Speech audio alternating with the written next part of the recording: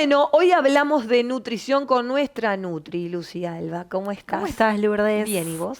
Bien. Bueno, vamos a hablar de el peso. Del peso, de la importancia del peso, o mejor dicho, de la relatividad de la importancia del peso. Me encanta ¿Tá? eso, me encanta porque a veces como que estoy en este proceso y hay veces que Ajá. la balanza me dice una cosa y digo, no me conforma mucho. Bueno, Yo vamos a aprendí. hablar de eso. Que puede sonar a veces un poco reiterativa porque la vez pasada estuvimos hablando de peso ideal también y por qué el concepto de peso ideal era un poco inútil. Pero como que me interesa recalcar mucho esto, ¿no? Y desmentir mucho mito que hay alrededor del peso. Claro. ¿Tá? Sobre todo recalcar por qué el peso no sirve como un único indicador para diagnosticar el estado nutricional, ni mucho menos para diagnosticar salud Claro. o enfermedad. ¿Tá? Y tampoco se usa como único indicador para medir mucho menos la progresión o el éxito en un proceso de cambio de hábitos o de estilo de vida saludable. ¿Tá?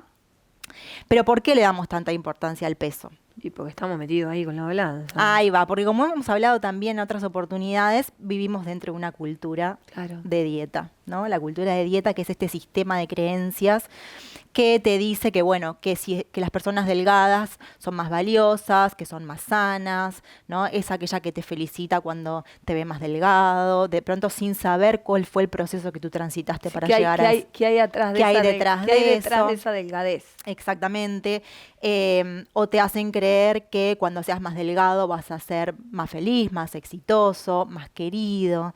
¿Tá? Este sistema de creencias que nos impone un poco las sociedades de que somos muy pequeños. ¿Tá? Y por eso también es tan difícil salirse de ahí. Sí. ¿Tá? Entonces, bueno, la verdad es que le damos tanta importancia al peso por eso, ¿tá? Porque estamos como dentro de este sistema, Si aparte vas a internet, están todas las tablas, están todas las cosas, todo te habla de pesás cuánto, ¿no? Claro. O sea, ¿y cuánto sería que tenés que pesar? Exactamente. Y la balanza que tenemos en casa nos da un registro y con eso nos quedamos. Exactamente. Y a veces nos ponemos muy contentos y a veces nos decepcionamos un Ahí poco. va, ahí va. Y pensemos que precisamente los problemas no se van por bajar unos kilos de peso, ¿no? Cuando hay problemas que son más emocionales, que son más profundos, no se van a ir simplemente con perder algunos kilos, ¿tá? Yo veo permanentemente mujeres que tienen un peso normal, que de pronto tienen un cuerpo que se puede considerar normativo o hegemónico, pero que sin embargo siempre están buscando perder un kilo más, ¿no? Que de pronto tienen hasta el abdomen marcado, pero es como que nunca es suficiente, ¿tá? Entonces, en esos casos donde hay un problema ya con la imagen corporal, como tú te sentís con tu propio cuerpo, eso no se va solamente con perder algunos kilos, ¿tá? Claro.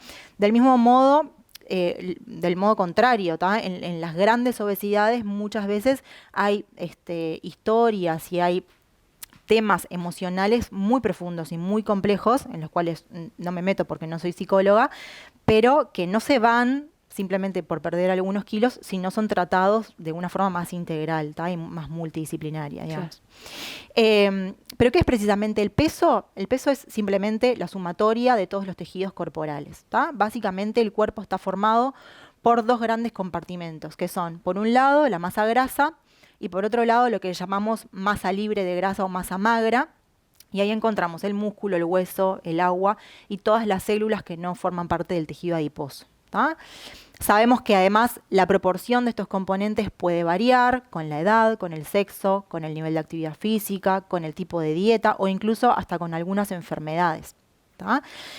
Entonces, cualquier cambio que se dé en cualquiera de estos tejidos va a provocar un aumento o una disminución del peso, un cambio en el peso, sin que necesariamente haya un cambio en el tejido adiposo, en la grasa corporal. Claro.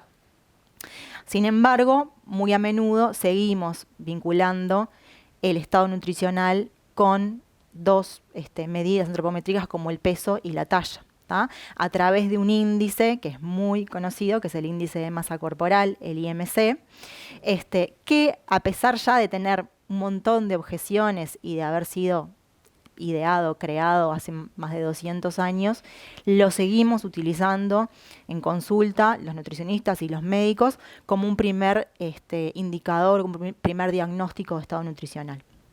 ¿Qué es el IMC? El índice de masa corporal es una división que se hace entre el peso en kilos sobre la estatura en metros al cuadrado. ¿Tá? Ahora, fíjate qué irónico o qué contradictorio que la Organización Mundial de la Salud define la obesidad como una acumulación excesiva de grasa corporal que puede ser perjudicial para la salud. ¿Tá?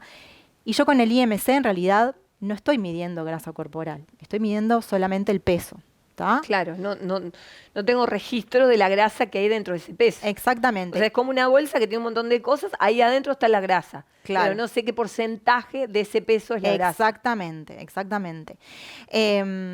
Entonces, fíjate, puede haber casos, por ejemplo, extremos, ¿no? Por ejemplo, supongamos que medimos a un fisicoculturista, que probablemente tenga un peso elevado. Si yo le calculo el índice de masa corporal a esa persona, probablemente va a caer dentro de las categorías de sobrepeso o de obesidad.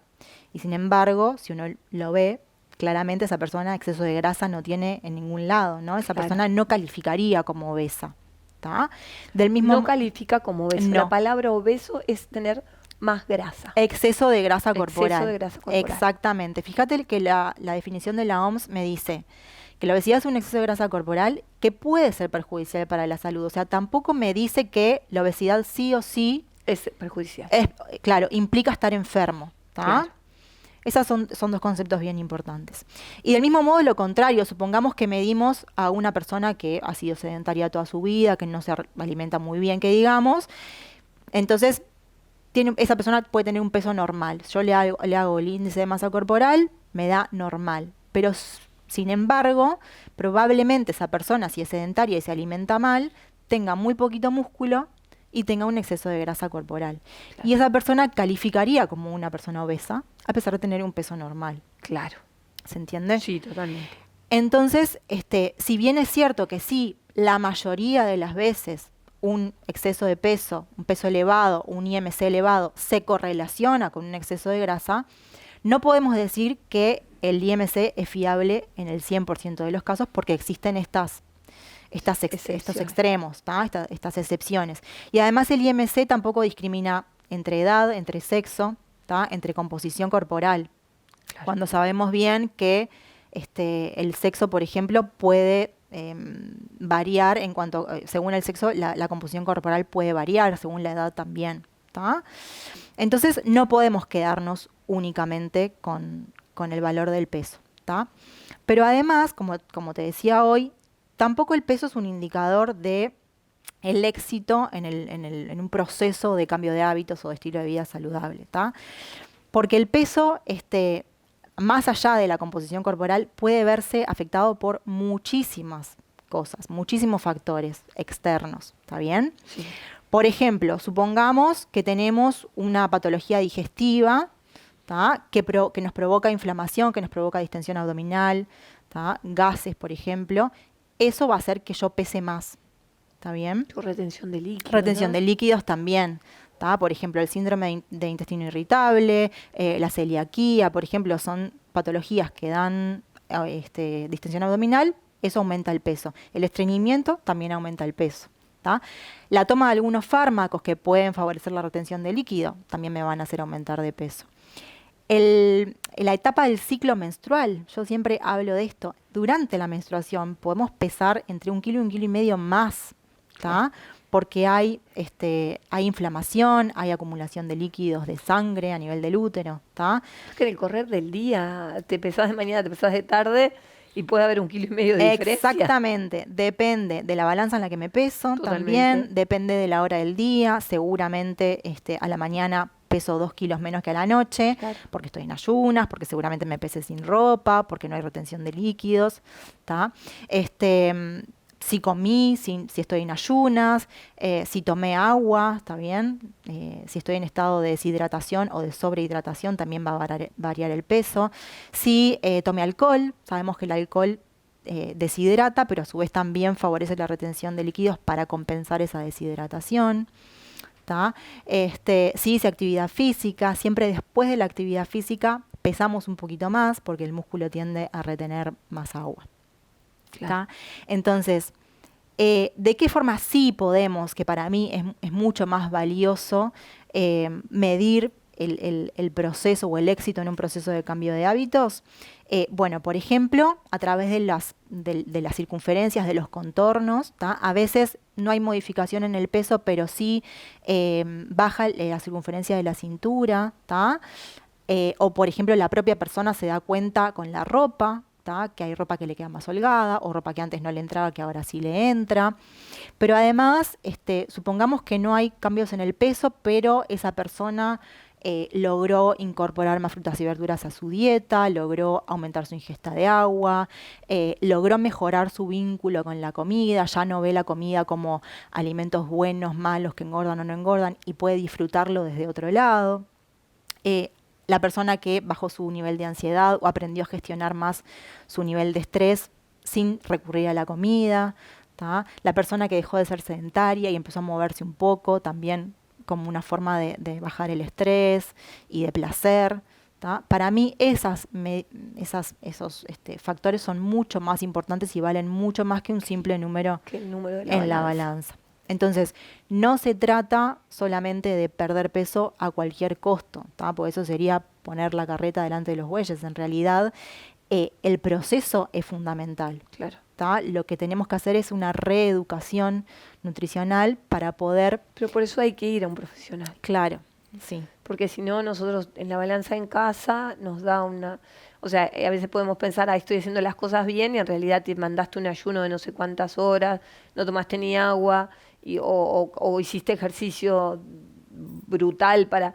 Y en realidad eso no es un cambio permanente. Además, Exacto, ¿no? exacto. Porque podemos meterle, no sé, hago tantas horas de ejercicio, no tomé agua, hoy no como esto, pero eso no dura en el tiempo. Claro. En realidad los procesos rápidos no como que no se aprenden, hay Claro. como que hacerlo más despacio y los resultados a veces son mucho más lentos. Claro, precisamente porque el foco está puesto en eso, en bajar el número en la balanza. Claro.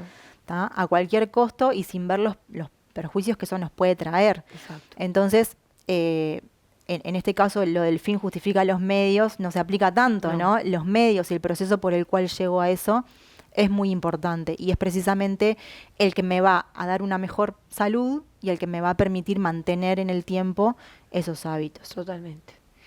Muchas gracias, Lucía. Gracias a vos. Bueno, nosotros continuamos.